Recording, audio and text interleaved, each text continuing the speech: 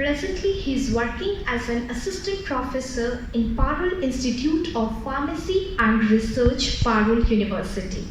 I would like to invite Dr. S.P. Srinivasan sir to deliver a talk on impact of genetics in drug metabolism and their consequences in clinical settings. Please, sir.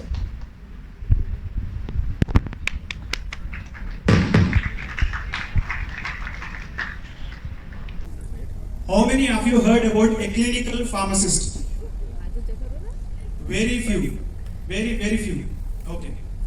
So, a clinical pharmacist is the medical professional who works in the hospital to evaluate the prescription in the hospital, who also tries to find out the defects in the doses, drugs, duration of action, the frequency of the drugs given in the prescription, and also tries to counsel the patient regarding the drugs when to be taken.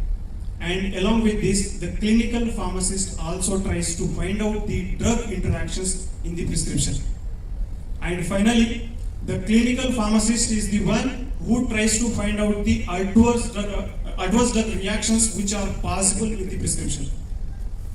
So, clinical pharmacist is the person who tries to optimize the therapy by limiting the medication errors. The clinical pharmacist is the person who tries to optimize the therapy by limiting the drugs. Most of us think that pharmacist is the person who gives drugs. Chalo le lo, dawai le lo, kha lo. No. Pharmacist, particularly clinical pharmacist, is the person who tries to limit the drugs, who tries to give less amount of drugs, because they know drugs can cause lethal adverse effects. Now, what is the relationship with clinical pharmacist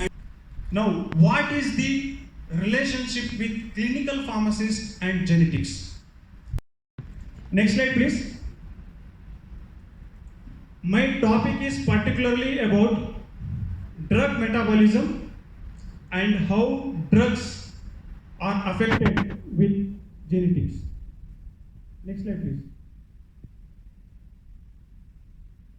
After finishing my lecture, you people will understand what is pharmacogenetics. Anyways, ma'am already has given introduction about pharmacogenetics, and I'll be focusing on genetic polymorphism.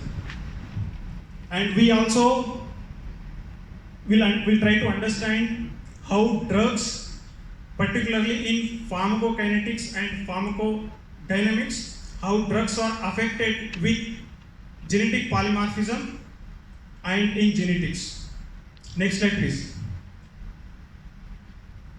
As I was explaining, these are some roles. I'll try to make it very simple because most of us are hypoglycemic right now. Go to the next slide, please. I'll take some examples of the drugs which are usually having genetic polymorphism and how they affect in the body if they are taken in the patients who are already having genetic polymorphism. Next slide, please. Next slide. Yes.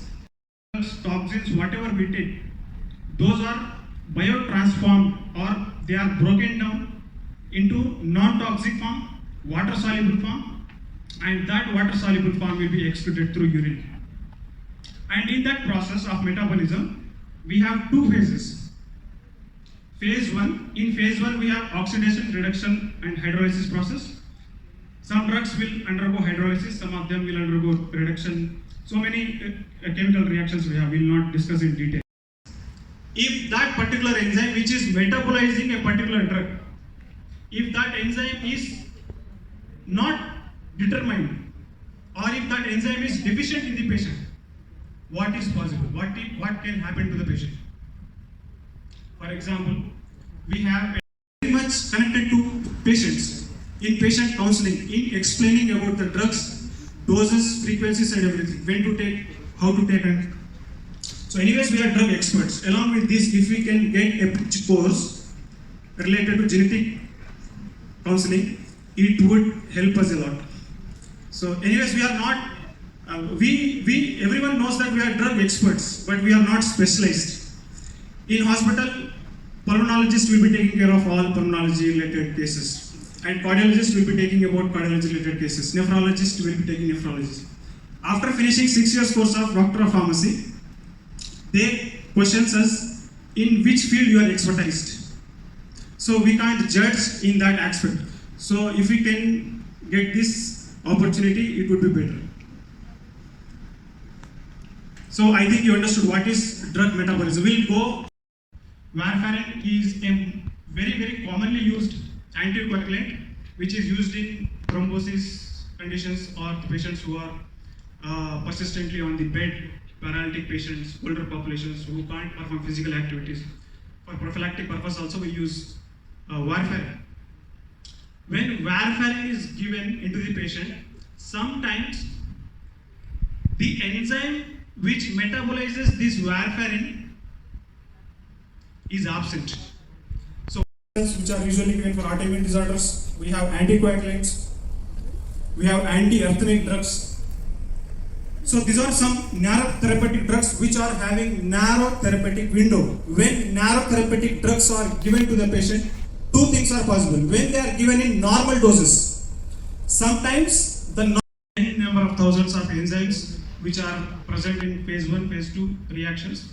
So usually the enzymes which are categorized under cytochrome P450 enzymes in that first family is named as cytochrome P451. They are numbered as 1 to 3, and we have subfamilies which are indicated with letters and again with the numbers.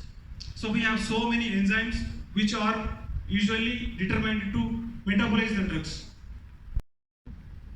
N-acetyl transferase is one very old enzyme. Actually, this enzyme breaks down the isoniazid. Have you heard about isoniazid? It is an anti-tubercular drug.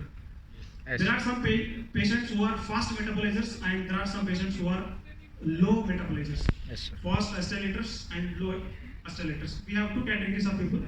If patients are having elevated amount of this enzyme, isoniazid will be broken down rapidly, and if enzyme activity is high, metabolism is rapid. So in that cases, toxicity can be seen and inactivity of the drug can be seen in tuberculosis patients. Yes, next slide, please.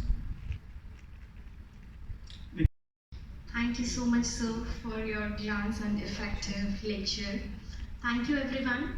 Now we will be having the lunch session at Parul Institute of Applied Sciences campus only, and then we will be having